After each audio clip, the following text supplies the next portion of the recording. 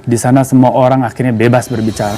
Di situ kebohongan, hoax, dan segala macam fitnah menjadi subur. Dan bagi para politisi yang tidak cerdas dan bagi saya tidak waras, atau istilahnya Bung Rocky yang dungu, ini kemudian menjadi peluang politik. Sehingga kebohongan menjadi pola kampanye baru, fitnah menjadi pola kampanye baru, hoax dan sebagainya. Karena ini merusak dan mengancam peradaban secara keseluruhan. Ini nanti Bung Daniel juga harus bertanggungjawabkan. Kenapa misalnya kubu politik Anda sangat lincah dan cerdas di dalam berbohong. Rocky sendiri pun dalam banyak kritiknya menurut saya tersesat di dalam dirinya sendiri. Supaya Saudara Daniel ini nanti pulang sampaikan kepada teman-temannya bahwa oposisi ini belum terbiasa belajar menggunakan data lalu kemudian mengajukan kritik.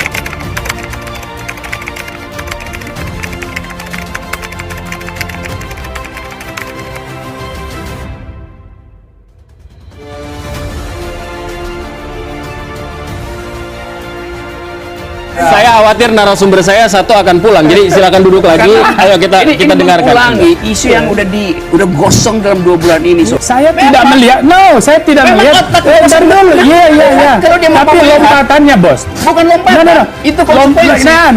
Lompatan kepala kamu terlalu jauh. Buat saya itu menandakan buat saya pendek, maka saya lompat. Buat saya karena ruang kosongnya terlalu luas di kepala kamu. Itu yang membuat kemudian kamu melompat-lompat. Tugas filsuf, ilmuwan, akademisi adalah melakukan pencerdasan masyarakat, bukan untuk menyesatkan masyarakat. Maka ilmu harus kita bicarakan dan bergunakan untuk kebaikan.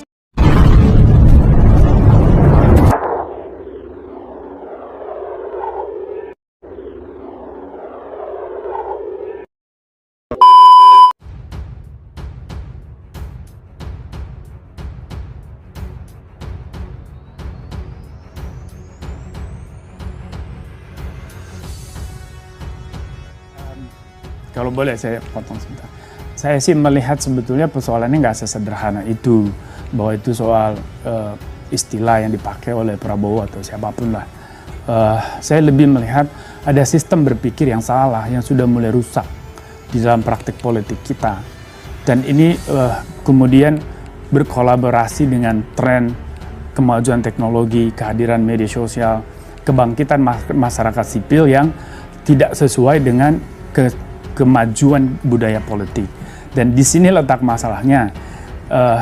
Dalam era yang para sosiolog sebut sebagai masyarakat post-truth, ya, memang kebenaran itu kemudian menjadi postulat yang sangat relatif karena unsur subjektivitas menentukan segala macam narasi, dan di sana semua orang akhirnya bebas berbicara.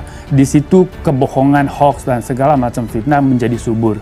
Dan tidak ada satu panduan atau parameter universal yang bisa dijadikan pegangan bahwa inilah kebenaran. Dan bagi para politisi yang tidak cerdas dan bagi saya tidak waras, atau istilahnya Bung Rocky yang dungu, ini kemudian menjadi peluang politik. Sehingga kebohongan menjadi pola kampanye baru, fitnah menjadi pola kampanye baru, hoax dan sebagainya. Nah, ini tren yang menurut saya tidak bisa dicerna sebagai bagian dari strategi pemenangan politik, karena ini merusak dan mengancam peradaban secara keseluruhan. Maka saya agak menantang tesis Pak Prabowo sebelumnya yang mengatakan bahwa pemilu ini urusan menang kalah, bukan soal benar salah.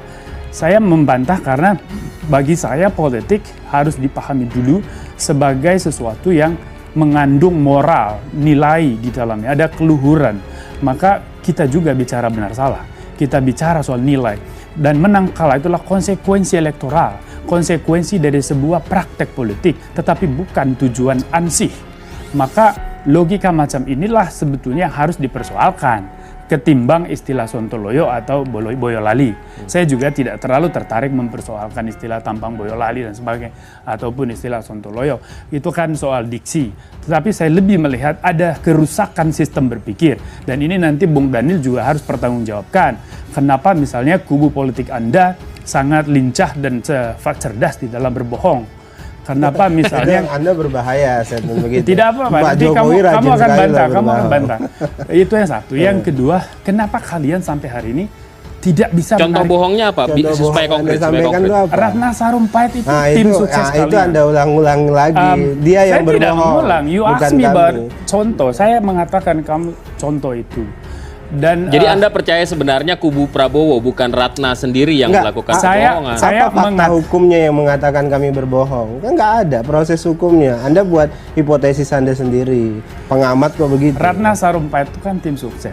Sampai dia selesai mengakui berbohong, dia baru berhenti sebagai tim PDIP sukses. Perjuangan yang Maka korupsi sebegini, kemudian Anda sebentar. menuduh Pak Jokowi Itu yang satu korupsi. Karena yang gimana menjadi ambil masalah. hipotesis? Yang menjadi masalah serius buat saya, ini kan ada perkara ideologi yang sangat serius. Kebangkitan ekstremisme, ya jubah-jubah agama dipakai untuk kepentingan politik, ini menjadi gejala yang berbahaya. Tetapi kalian tidak menarik garis yang jelas. Kalian ini pendukung Hizbut Tahrir atau bukan? Kalian ini pendukung khilafah atau bukan? Nah, garis ideologi ini yang saya tidak melihat ada kejelasan di sana, sehingga nanti Bung Rocky silahkan nanti dibantah atau apapun. Saya melihat tidak ada satupun yang berpikir waras di sana untuk bisa menjelaskan fenomena ini. Terima Oke. kasih. Prabowo politik adalah masalah menang dan salah. Itu yang disampaikan Menang- adalah menang dan kalah. Bukan Itu benar dan adalah salah. fenomena berbeda dengan tesis. Gitu loh, itu gini, fenomena yang dijelaskan kamu oleh salah. Pak Prabowo. Enggak, gini, ntar dulu. Ya, dengar saya dulu. lanjutkan dulu. Enggak, Yang dijelaskan oleh Pak Prabowo. Struktur berpikir kamu ngawur. Itu ada. Enggak, struktur Sebentar, berpikir Anda loh yang ngawur, Mas. Jadi yang disampaikan Prabowo Pak mengatakan Prabowo itu sebagai statement publik. Oh iya, itu tesis. betul. Itu tesis. Tapi beliau Itu menyampaikan tesis. fenomena. Tesis itu sudah melalui proses uji, gitu loh. Jadi yang Ya, beliau kamu sampaikan, mau pakai loh, definisi Anda tesis bagaimana apa? sih? Enggak, itu pernyataan yang jelas. Iya, pernyataan yang Kesimpulan. jelas. Itu sebuah tesis. Kamu mau Itu pahami apa adalah soal fenomena yang beliau sampaikan terkait My dengan God. fakta di tengah masyarakat. tesis? Kamu belajar Kalau logika di mana, politisi- Daniel? Loh, Oke. Enggak. Anda Kamu belajar gimana? logika di mana? Saya lompati tesis, saya pergi ke sintesis ya. Lebih maju. Jadi kita berupaya untuk melihat keadaan sekarang dan membandingkan dengan tuntutan dari moral politik. Tuntutan moral politik itu ada di dalam konstitusi kita, yaitu tugas pemerintah untuk mencerdaskan kehidupan bangsa. Sekarang kita ukur kecerdasan bangsa itu di dalam tahun politik ini tumbuh atau tidak. Nyatanya kita bertengkar di dalam soal yang konyol, sontoloyo, soal boyolali segala macam tuh. Dan itu menyebabkan kita kehilangan keakraban bernegara, keakraban berwarga negara. Jadi sebetulnya defisit etik politik kita karena kita nggak masuk pada hal-hal yang substantif, yang biasa disebut substantif. Itu salah siapa? Kalau kata Kang Inas itu salahnya rakyat karena rakyat maunya begitu. Jadinya itu yang salahnya itu bukan pada rakyat. Rakyat itu menginginkan sesuatu yang sebetulnya dipromosikan secara palsu tuh. Saya jelaskan begini nih, di dalam ekonomi ada yang disebut supply side economics. Jadi kalau kita supply terus barang yang sebetulnya buruk, tapi kalau terus-terus diiklankan, lama-lama ada demand itu. Jadi apa namanya, supply Psikologi. creates its own demand itu. Itu namanya marketing itu. Apa yang disuplai itu, Pak? Tapi begini, Ini saya tidak bisa saya- menyalahkan kata rakyat. tadi. Ini Iya, apa iya. yang disuplai? Yang mau dipersoalkan ini apa nih Ya, sebenarnya? Dalam sintesisnya Oke. Pak Rocky ini. Karena itu dalam 2 menit saya selesaikan kalimat saya tuh. Supaya supply kedunguan itu berhenti, seharusnya politik tidak masuk ke pasar gelap stupidity, tapi masuk ke pasar intelektual. Karena itu saya dorong sebetulnya partai politik, tokoh partai politik, elite partai politik, pemikir partai politik, tim sukses datang ke kampus, masuk kampus, paparkan tesisnya seperti dia ingin minta diuji oleh kampus. Jadi itu baru kita majukan satu tahap pendidikan politik kita. Kita ingin agar supaya politisi itu infografisnya itu jangan ditampilkan pada rakyat biasa yang nggak punya kemampuan akses metodologi, nggak punya konsepnya tertinggal. Datang aja ke kampus. Nah sialnya kampus ditutup. Itu sama seperti Orde Baru lakukan. Orde Baru lebih fair karena dianggap bahwa politik harus masa ngambang itu. Jadi biarkan sampai tingkat kabupaten, jangan sampai tingkat desa politik. Kan Orde Baru bikin begitu kan masa ngambang. Sekarang masa ngambangnya justru dibikin supaya nggak bisa masuk kampus. Ajaib. Apa yang ditakuti di kampus? Nggak, contoh- Semua presiden Amerika berkampanye pertama di kampus, deklarasinya di kampus, menandakan bahwa politik itu adalah urusan Mereka juga intelektual. debat di kampus. Yes. Dan daru. Jadi Konkretnya Bang Rocky ini sebetulnya di kampus. yang dilarang di kampus itu apanya?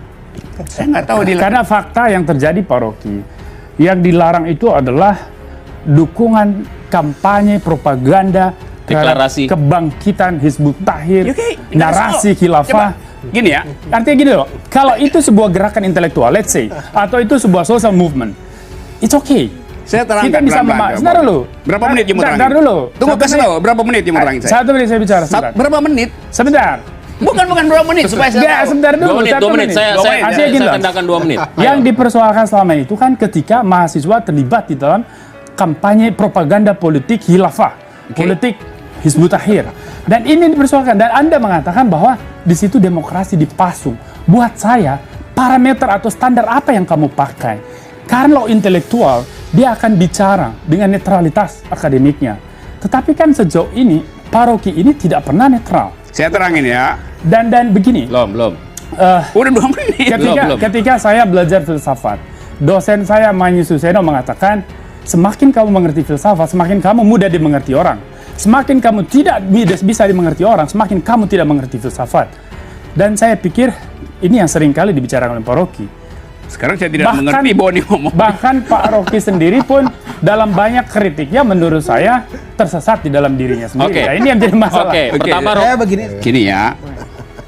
Saya cicil kalimat saya supaya bersih gitu. Ya, biar saya bisa minum air. Ya, silakan Bon. Yang terjadi hari ini adalah masyarakat nggak tahu yang dibicarakan oleh elite itu apa. Karena skrutinisasi tidak mungkin mereka lakukan. Oke ya. Supaya mereka tahu, mesti ada fasilitas untuk mempersoalkan ide, visi, misi, segala macam, infografis. Itu fungsi kampus. HTI, dalilnya apa? Masukkan ke kampus, bikin seminar, uji. Jadi you nggak usah panik, oh itu HTI, ya belum diuji. Jangan-jangan soal HTI bukan ideologi. Memang Sebentar. itu saya bilang jangan-jangan bukan tar dulu itu. Jangan-jangan bukan ideologi.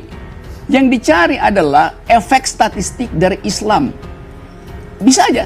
Tapi Contohnya apa efek statistik dari Islam? lo jelas saja di dalam semua pemilu Islam itu mayoritas. Jadi tidak mungkin HTI itu sekedar diakses ideologinya.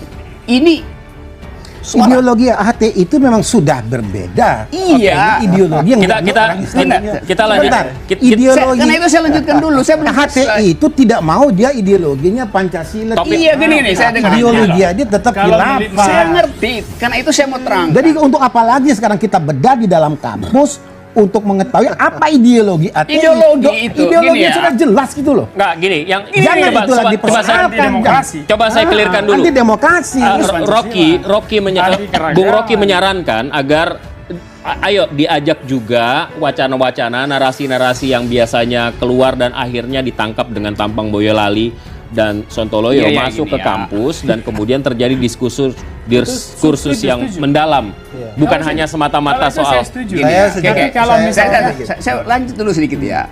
HTI itu dianggap sebagai anti Pancasila itu keputusan politik. Tidak. Dengar dulu, karena itu saya dengar.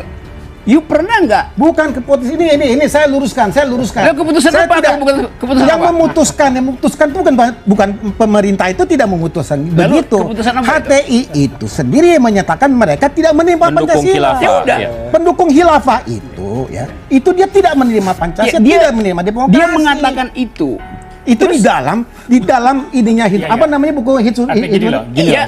HTI itu mereka ada di Sejujurnya buku, saya di sana tidak- mereka mengatakan Sejujurnya saya tidak terlalu tertarik untuk berbicara soal HTI. HTI itu masa kemarin. Iya, Mari kita sudah bicara selesai. dengan kondisi yang ada sekarang. Nah, Menilai. Ya orang akhirnya nagih janji. Karena memang politik ya nagih apa yang dijanjikan.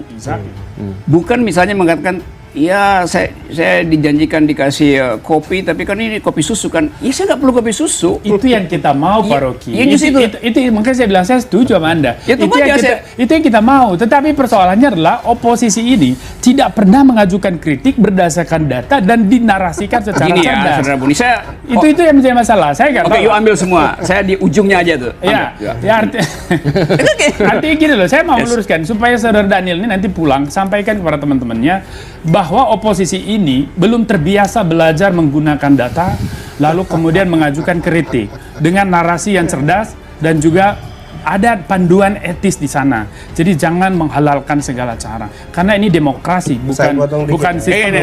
Ini bagian saya. Baru lanjut, silakan. Biar Bung Rocky lanjut. Data carut marut data Gini. itu justru lahir dari rejim ini. Yang satu bilang bagaimana impor kamu penting, bilang carut yang satu marut? bilang Kamu Itu bilang loh faktanya Pertamina. loh. Kamu bilang Pertamina bangkrut. Bung Pertamina Rocky, jawab jangan pulang. enggak, kita enggak bangkrut. Oke, silakan.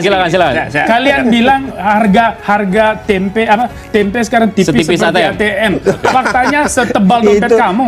Itu faktanya saya adalah bilang bahwa pernyataan ibu saya goreng, saudara. Saya khawatir narasumber saya satu akan pulang. Jadi silakan duduk lagi. Ayo kita dengarkan. Ulangi isu yang udah gosong dalam 2 bulan ini soal tempe segala macam.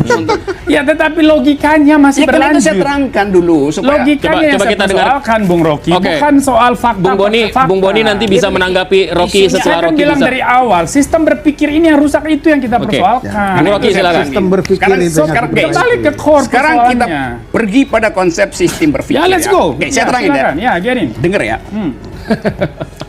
Prabowo bicara di Boyolali di dalam upaya untuk menerangkan disparitas ekonomi. Exactly. Itu tidak diangkat oleh media, Exactly. tidak dibicarakan di kampus. Lalu salah siapa? Jokowi. Karena itu dengar, saya nggak bilang soal salah. Dengerin uraian saya, Saudara Boni. I'm listening. Oke, Come on. seandainya otak kekuasaan itu pinter, dia akan seret pikiran Prabowo itu, kemudian diolah di kampus. Karena Bentar dulu. karena Prabowo itu justru melakukan analisis kelas, ngerti nggak? Yang seharusnya adalah diskursus PDIP itu. Iya. Kan sebetulnya Prabowo mau bilang ini terjadi disparitas, walaupun di dalam satire itu muka Boyolali, itu proletar yang Jadi mengalami eksploitasi Dulu. karena monopoli aset itu tidak tiba pada Ini kan kepentingan tafsiran Anda, Pak Rocky. rakyat. Justru itu saya Ini menerangin. tafsiran kamu, bukan tafsiran kamu seakan-akan kamu juru bicara Prabowo. Saya dialog gini. Nah, yang Gini, kita nih. persoalkan itu Yang kan bukan juru faktanya. bicara Prabowo, publik, But pers, you are dan kekuasaan acting. nggak mampu untuk mengolah itu. Akibatnya yang keluar Ya adalah begini, kenapa publik tidak mampu mengolah Tadi gitu loh? begini loh, Sebentar, tadi lucunya Pak begini, Prabowo sebentar. itu bicara. Coba lihat logika Bung Rocky ini. Tadi dikatakan bahwa Prabowo menjelaskan soal ekonomi dan kesalahan media adalah tidak menangkap itu, tetapi tampang Boyolali bersoal. Tiba-tiba lompat ke kalimat kekuasaan ini, otak kekuasaan ini tidak Menyeret. mampu menangkap. Saya tidak melihat, saya tidak Memang melihat. otak kekuasaan Ntar dulu, nggak- iya. Kalau dia mampu Tapi melihat- lompatannya, bos. bukan lompatan. No. Itu konsekuensi. It's not a kind of- Lompatan kepala kamu terlalu jauh. Buat saya itu Iya, menandakan karena kepala kamu terlalu pendek, maka saya lompatin. buat saya karena ruang kosongnya terlalu luas di kepala kamu. Itu yang membuat kemudian kamu melompat-lompat dari satu tesis ke tesis. Dari Justru masing. itu yang kita mau, kan kita bicara substansi. Tetapi tadi Bung Rocky sudah berpura-pura untuk masuk ke substansi, tetapi kemudian membuat kesimpulan-kesimpulan yang bersifat tuduhan. Dan saya teringat kemudian pada abad ke-5 sebelum Masehi ketika Athena itu penuh dengan para sofis, mereka-mereka yang kemudian menjual filsafat untuk uang dan sebagainya di nggak pasar. tahu sejarah Sebentar dulu, sofisme. Iya. saya lebih paham, saya belajar filsafat. ngerti. Dengar dulu, Fungsi bentar dulu bos. Dan dengar dulu. Diketawain aja kayaknya. Oke, Dengar dulu. kita dengarkan Boni dulu. Silakan. Itu versi sofis Kemudian, yang populer, ya, bukan dengar versi dulu. yang benar. Kita dengarkan dulu nanti ke Anda. Oke ya. Tapi kasih dia waktu. Iya. Jangan dia. Pasti. Ya silakan Rocky dulu. Saya agak bingung juga karena Saya begini belum loh. selesai nih. Gini. Iya. Bagi saya filsafat itu kan sebuah upaya pencarian kebijaksanaan. Tapi bagi Rocky filsafat adalah alat untuk bergenitria. Dan kemudian itu menjadi buat saya memalukan. buat saya memalukan. You bilang udah selesai tadi bahwa Buat saya buat Oke. saya dan saya teringat pada sofis pada zaman prasokratik, bagaimana mereka berbual di pasar dan kemudian menjual pengetahuannya dengan untuk uang dan sebagainya. Dan ini bahaya karena Anda ini bahaya. terbukti soal sofis. Oh ya jelas dong bos, saya belajar filsafat Iya, seperti tapi Anda. filsafat yang Nah artinya juga begini ngerti loh, itu. artinya begini. The origin Tugas of ilmuwan, tugas filsuf, ilmuwan, akademisi adalah melakukan pencerdasan masyarakat, bukan untuk menyesatkan masyarakat. Oke. Maka ilmu harus kita bicarakan dan bergunakan untuk kebaikan. Karena saya izin nanti. Ya, dulu. silakan. Saya tidak mau persoalan data lah. Itu urusan staf kantor presiden atau tim kampanye resmi atau apapun lah. Saya lebih melihatnya, kenapa sih tidak memakai data yang akurat? Kenapa sih nggak ada pembacaan yang komprehensif dari oposisi? Kalau you mau sorot soal infrastruktur, komprehensif dong. Jangan hanya lihat satu sampel tol yang rusak terus dibuat kesimpulan. Atau kamu lihat dong secara keseluruhan fenomena utang. Ini utang warisan SBY itu luar biasa dengan bunganya juga tinggi.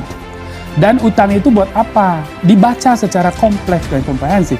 Lalu kemudian, lu kalau bicara soal make Indonesia great again, ya itu persis kayak Amerika bicara soal first America first. Ya konkretnya apa? Kamu mau nasionalisasikan Freeport? Kamu mau ngusir semua investor asing? Kamu mau seperti apa? Nggak jelas. Buat saya, kalian masih menari di langit, masih bermain di udara, kehidupan real itu di bawah.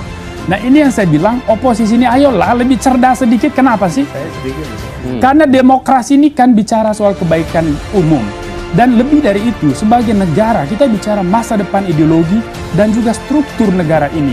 Maka itu harus diselamatkan. Jadi jangan karena Hizbut Tahrir mendukung kalian, Khilafah mendukung kalian, lalu kemudian kalian tidak mempersoalkan upaya perongrongan terhadap Pancasila, terhadap NKRI, terhadap demokrasi, dan sebagainya. Oke. Dan buat saya ini masalah serius.